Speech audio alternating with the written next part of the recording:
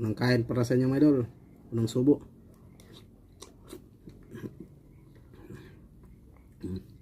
Matubig pa yung laman niya mga idol. Yan.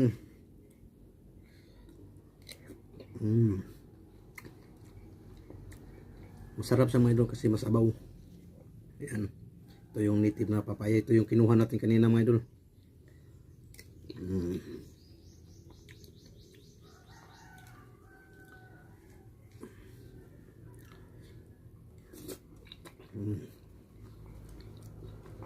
Sarap siya mga idol. Fresh na fresh pa.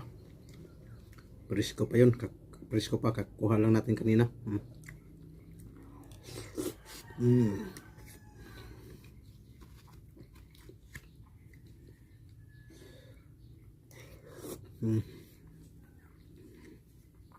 Sarap siya mga idol kasi native siya tapos